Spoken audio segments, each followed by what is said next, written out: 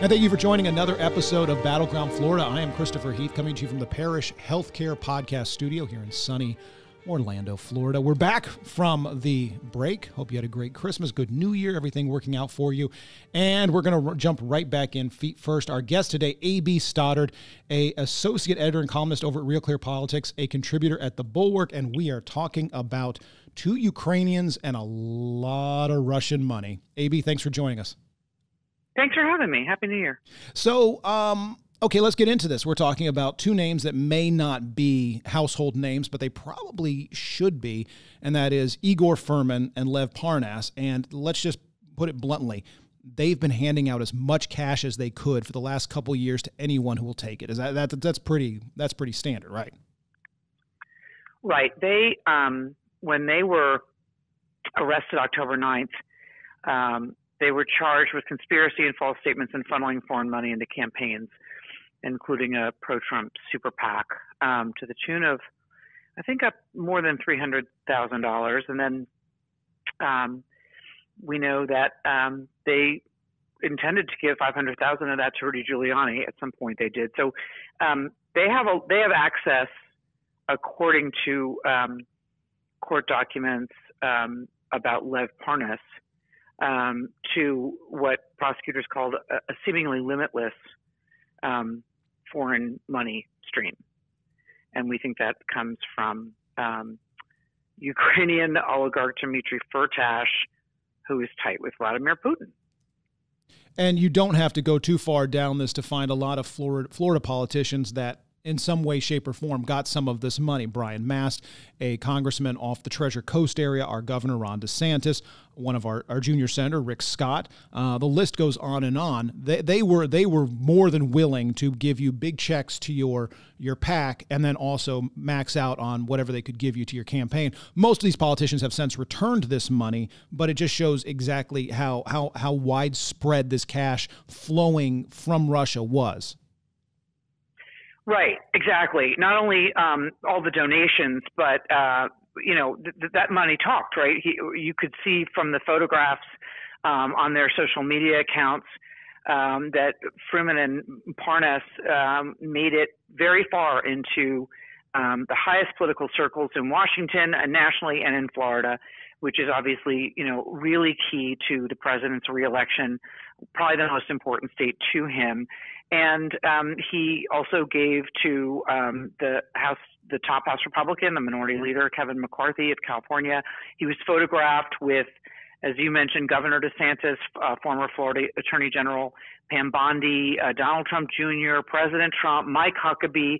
Parnassus pops up more than Fruman, but the 2 of them together had pretty good access, and that was ensured by their contributions and obviously through their access to Rudy Giuliani. And let's take a quick step back. I mean, they're both right now sitting in a federal prison. They had lunch with Rudy Giuliani at the Trump Hotel in D.C. They were both about to jump on a plane and leave U.S. jurisdiction when they were arrested. And they're both basically just waiting for the next shoe to drop, as I guess kind of we all are. But that's how we got to this point and started to kind of peel back the onion of exactly what's going on here.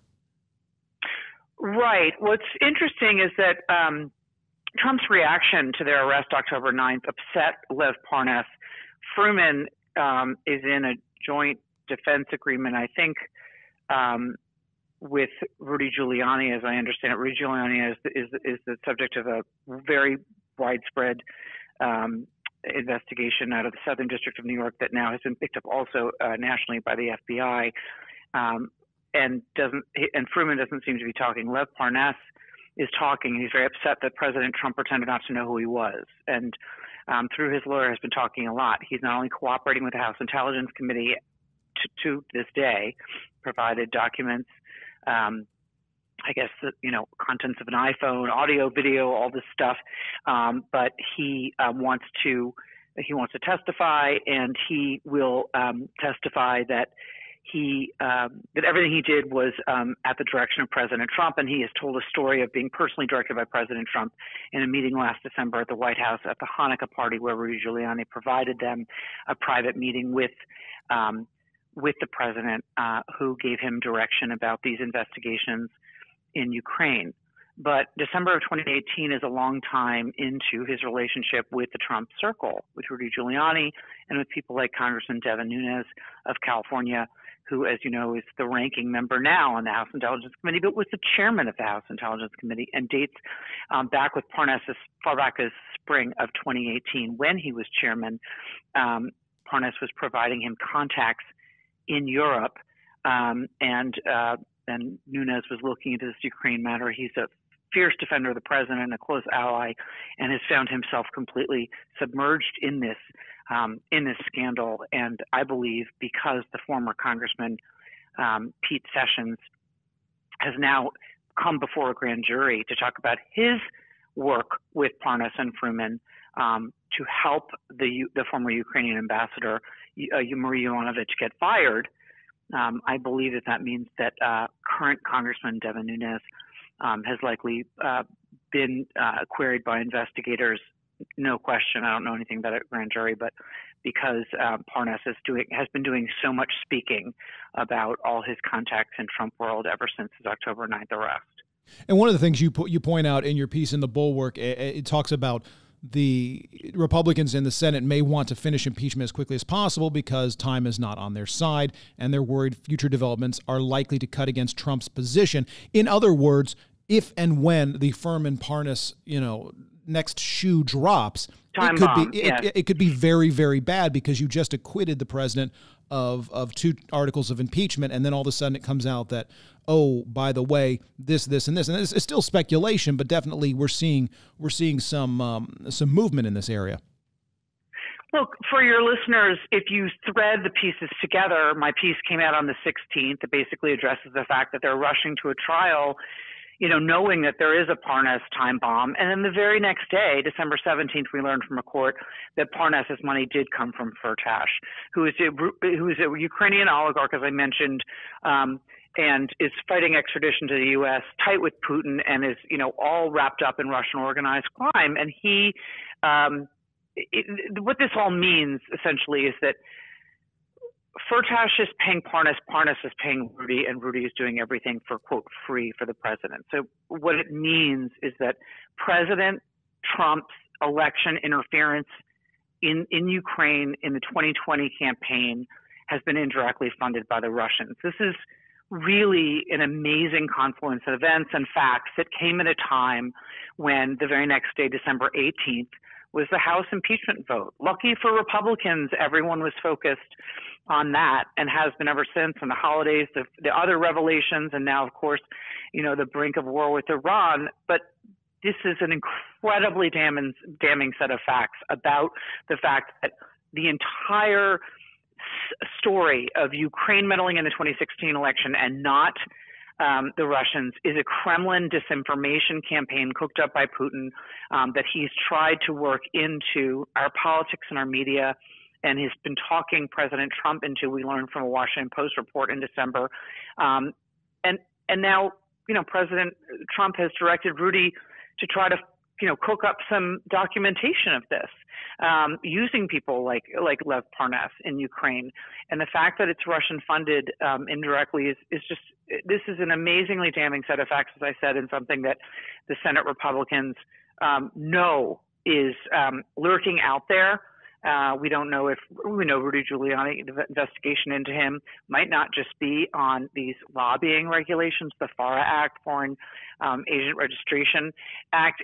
It might be deeper than that. I mean, he is connected to a Russian money laundering operation here.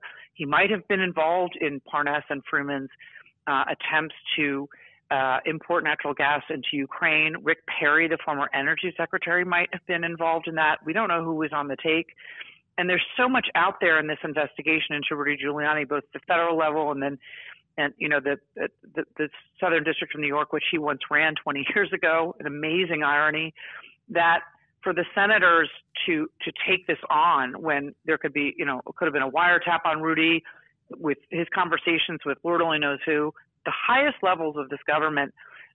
We also know, Chris, it's worth pointing out, just to remind everyone when you step back from the Ukraine matter, that there is complicity at the highest level in this Ukraine shakedown of President Zelensky that the president's been impeached for, so that even if Mike Pence, the vice president, wasn't involved, he knew about it. Even if Bill Barr wasn't involved, he did reject, a criminal referral from the general counsel of the CIA over that phone call. He's looked the other way. Rick Perry, Mick Mulvaney, John Bolton, and Mike Pompeo, the Secretary of State, who essentially gave the State Department over to Rudy Giuliani in his efforts to fire our Ukrainian ambassador and maybe further this natural gas deal and other investigations into Joe Biden and Hunter Biden. So this is a vast government-wide scandal at the highest levels, where people, if they weren't directly involved, were complicit in their knowledge of all of these capers. And if you look at the Lev Parnas part and the Russian funding, it's a very, very, turbulent drama that the senators who have to make a decision on the trial, that whether or not to remove the president, whether or not to call for a middle step like censure. They're really still wrestling with those facts. We don't know where this is going to go, but they've made it clear they're dying to get this over with as this sits out there and really could explode at any time. And of course, we have this week dropping, depending on when this podcast comes out. Of course, it was the first week here of 2020. We have emails coming out and documents that finally get released between the Defense Department and the Office of Management and Budget. And basically what they show is tension over how the two agencies were tasked with carrying out President Trump's order to hold the aid on Ukraine. And this is something that I think sometimes gets lost in all of this when we talk about Rudy Giuliani's actions in this. Rudy Giuliani serves the president in a private capacity. He has no authority to withhold the aid from Ukraine. Even if he wants that done, he has to go to the president to get it done. And that's why when you start to get into the question of, well, how did the aid get withheld and who was calling for it to be done, no matter how much Rudy would have wanted it, he can't do it by himself. He has got to get help from some of the highest levels in the government. And you start to draw those dots together. It doesn't take you a long time to get back to the Oval Office. Right. We know now from the reporting, the new reporting, that President Trump directed it and insisted on continuing the hold. And the documentation shows that. And concerns the Pentagon and the Office of Management and Budget that was in violation of the Congressional Impound Law, and that basically, as we know from our education of the three branches of government, the Congress has the power of the purse. That money had already been appropriated and approved, and you can't take it away. If this is not, if this is normalized, if this is something that's okay, we might as well not have a Congress, because this is funding that had already been basically approved by a separate and co-equal branch of government. The Pentagon had certified that the Ukrainians had gone through whatever threshold of reform criteria they needed to meet to receive the aid, and this was being held at the president's request. But Rudy Giuliani on the ground, running around doing all this stuff, trying to get an ambassador fired so that he could help friends with an energy deal, so he could get, cook up dirt on the Bidens, all of this stuff. This really can't be emphasized enough. This is an unaccountable private citizen running a rogue, off the books, national security foreign policy outside the normal channels of our government.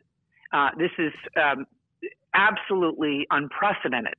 And as I said, it might have, many avenues into profit and other things, but just the fact alone of the election meddling, of him running around doing this, asking about investigations in exchange for aid, is really everything the founders feared in terms of foreign influence, and the idea that some private citizen could be executing these decisions, and that the president would do it, is really astounding.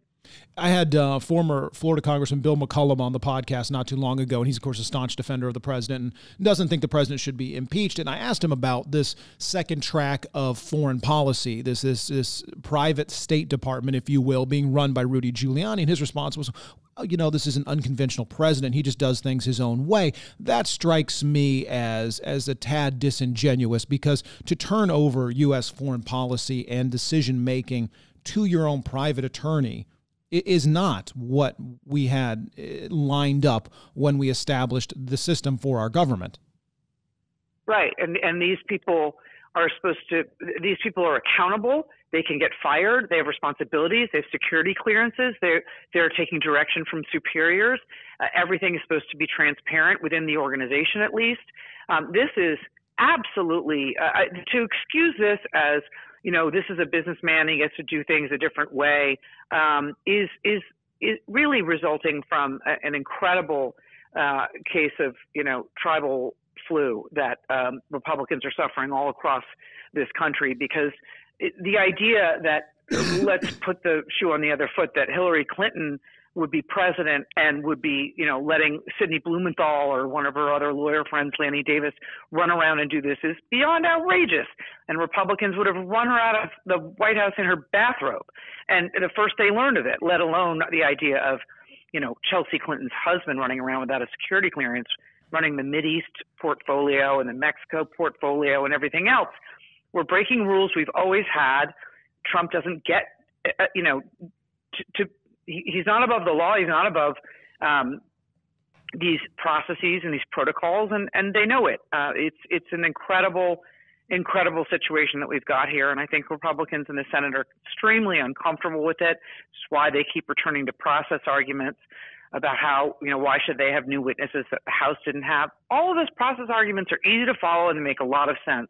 The bottom line activity, if we give President Elizabeth Warren the ability to declare emergencies, steal pots of money for her political pet projects, run around asking foreign governments in exchange for aid for help with her next election, like I said, then we just don't need a Congress anymore, in my view. Yeah, no, I mean, this is the same week where we find out that Jared Kushner and Ivanka Trump are going to Davos. So, let that sink in. I just try to focus Republicans' memories on the Clinton family and, how outraged all of us were. I was incredibly critical of Hillary Clinton during the entire 2016 race about everything she thought she was entitled to, everything she lied about, the idea that she, I believe, deliberately and illegally, transferred classified information around her secret server. I was outraged by the entire thing and the fact that it would be considered acceptable. So, you really have to have, no matter what the political season, you have to have a system in place for both parties, or we don't have a system at all. I want to get into two questions. The first being, what's the payoff for Furman and Parnassus in Ukraine? Why go through all of these maturations of trying to funnel this money around? What are they hoping to gain out of this? Well, they were businessmen, and they'd had some, they'd made many attempts and failed a few times, and they were trying to cook up a deal where they could, I guess, through a pipeline from Poland to Ukraine, import U.S. natural gas. They're running around trying to make contacts with every Republican and every Trump ally in the U.S. that they could to try to get this going. Their company was called Global Energy Producers, but they had to deal with this company back in Ukraine, which is sort of the state-owned energy company, Naftogaz. And they wanted, to make sure that they had the right friends in the right places. And so this is where our ambassador came in, because she was, rooting out corruption in Ukraine, and they needed new leadership at Naftogaz in order to do what they needed to do. And they always presented this as having the approval of Mr. Giuliani and the involvement in Mr. Giuliani. Rudy denies this. And the approval of the Trump administration. And they told officials in Ukraine that the project also was supported by Firtash. And so it was some way of cooking up a new way of using an abundance of U.S. natural gas to make a profit in Ukraine, but they would have to, as I said, shift, some cronies into place at Naftogaz so they could steer contracts to companies controlled by friends of President Trump or Rick Perry's or whatever. And on those details, I'm not so clear, but I think we'll learn a lot more about them in due time. It's just all we know is that they were trying to arrange this energy deal, and Rudy denies being involved in it, but none of us will be surprised if we find out that he was. Yeah, Lev Parnas seems to be chomping at the bit to spill the beans on everyone. His attorney is all over the place, offering up all sorts of little tantalizing details that may or may not pan out, but it definitely seems like he is ready to tell the story. The other question I have is this. I mean, everything, I've been covering news in Florida long enough to know every story eventually comes back to Florida, this story being no different, but you go down the line of people who got large sums of money from these two. What's the payoff to getting money to Adam Putnam or to Ron DeSantis or Brian Mast or Rick Scott? Why flood Florida with all this cash? Right. Well, I do believe they just needed access to powerful people so that they could either, work the regulatory process in Florida or in D.C. or be connected to people that had, intros for them in other places.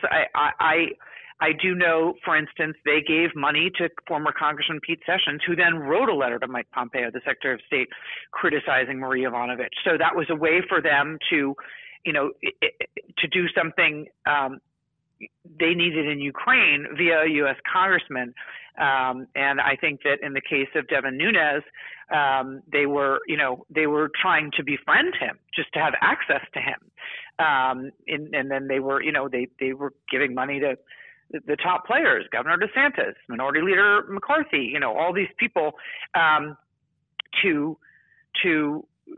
to make inroads and sometimes make a profit. Ballard Partners paid Parnas, I understand, $45,000 for an introduction to a client, and then that's how they ended up talking to investigators, and that client turned out to be the Turkish government. Now, we also know that Rudy Giuliani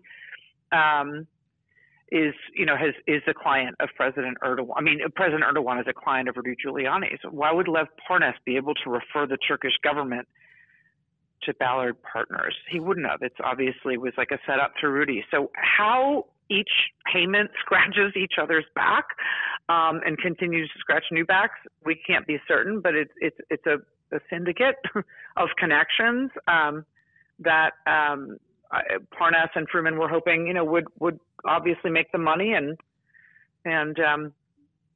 ingratiate them, at the highest levels of U.S. national politics. And it's for anyone that's not familiar with Ballard Partners. Ballard Partners is probably one of the premier lobbying shops in Tallahassee. Brian Ballard is a big time Trump supporter. In fact, the last time I actually physically saw Brian Ballard, I interviewed him on the floor of the Quicken Loans Arena in Cleveland. He was a delegate for Donald Trump. And so you can start to see where a lot of these things start to come together in different ways, and people are linked.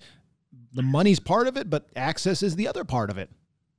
Right. And let me just clarify on Ballard Partners. So in my research, I understood that the pro-Trump PAC America First, it was reported as cooperating with the SDNY investigation, whereas Ballard Partners, subpoenaed by the SDNY in the case because the firm paid $45,000 to Parnas for referring the Turkish government as a client. I was interested to see whether, I'd be curious to know whether Ballard Partners was subpoenaed because they did not offer to cooperate. Now, it's been said that they've not been accused of any wrongdoing. It's just this payment to Parnas that FDNY was looking into, which is, definitely directs right back to Rudy Giuliani. But it explicitly said that they were not. It didn't use the language was cooperating. It was that SDNY had issued a subpoena. So people are going to be dragged in a spider web at different varying degrees of liability because Lev Parnas really wants to talk, and he seemed, as we've gone through all these connections, he seemed to be, really he had touch points everywhere. In D.C., Ukraine, Florida. The assumption is that SDNY and the FBI are going to continue moving forward on this, but the wild card in all of this is Bill Barr. He could still step in the way and say, you know what, you've gone far enough. We're done with this. It's not beneficial. I'm not moving forward. In which case, all of this just goes away. Right. I think that I see a Southern District of New York, taking this incredibly seriously. The officials who made the announcement October 9th of the arrest of Fruman and Parnas really highlighted and underscored how important campaign finance law is, and it's no small thing. And they will pursue, every single lead and every fact in this case, and they take it very seriously. And I think that they're trying to really stress their independence. And I think they're really going after Rudy Giuliani. But everyone should know that the Attorney General of this country can quash any indictment, subpoena anything he wants at any time. So we will have to see where this goes. Well, Bill Barr. It's up to Bill Barr. And as long as this is lingering out there, you have to wonder, what comes next. And because it does seem to be. This seems to be, in one way, very much a web of different people, but in the other way, it's also just follow the money. The cash was coming from here to here and ending up here. It's not that complicated. The names may get confusing. The different people and places may get confusing, but it is just a very simple follow the money. Especially when the origins are in Russia. That's a real problem. It's not going to go away. All right, A.B. Stoddard, I appreciate your reporting on this. I appreciate you talking to us about this. Obviously, we'll have to wait and see when more information comes out of this, and if Lev Parnas actually does offer up any additional information or does actually appear before a hearing or somewhere and testify and go on the record with this, because it definitely seems like there's more to come on this. Whether or not we actually get to see it, that is another question. I think we'll be reading more developments from Lev. All right, AB, if anybody wants to track you down, where can they find you? Where can they find your work and read you? I write for Real Clear Politics, and I am not on Twitter. Oh. I use it as my news feed, so I'm not on social media, but I contribute to the Bulwark, and I write for Real Clear. All right, AB, I appreciate the time. Thank you very much. Thanks for having me. And again, I want to thank AB for calling in. Just for clarification, we recorded that podcast on Friday, January the 3rd. It's probably not going to show up actually in your feed until Monday, the 6th. So things may have changed in those days. Things are happening very, very fast right now. Obviously, we didn't talk at all about the airstrike outside of Baghdad International Airport that killed a leading Iranian I think, for lack of a better word, terrorist. But, we'll get into that at another time. But anyway, this is definitely something to keep an eye on, just with both the money that's flowing in different directions. And, of course, as it always seems to be, there are lots and lots of Florida connections to this. Matt Dixon up in Politico in Tallahassee has done some great reporting on some of the various DeSantis connections to this. If you follow him, he'll have some new updates and information on that. So it's definitely worth keeping an eye on that. Anyway, I hope you had a very, very safe New Year. New Year's Eve celebration and New Year's Day. Hope if you were watching college football, your teams won. Mine did not. Well, mine didn't lose either. The University of North Texas did not qualify for a bowl again this year. So at least we didn't lose. That's something to hang your hat on. Anyway, hope you had a great holiday, great safe holiday. We're starting off 2020. Lots going on. We still have to wait and see what happens next with the impeachment. The Florida legislature will get cooking here very, very shortly, and we'll see what they have lined up. There's a lot on their plate, and a lot going to be going on up in Tallahassee. So we'll definitely start talking a lot more state issues, a lot more Tallahassee-centric issues in the weeks to come. But I hope you had a great holiday. If you want to reach out to me at CHeath WFTV on the Twitter. Christopher.heath@WFTV.com on email. And, of course, you can just hit me up either one of those places or the old Facebook page. It's out there as well. Have a great rest of your day, and I'll talk to you later.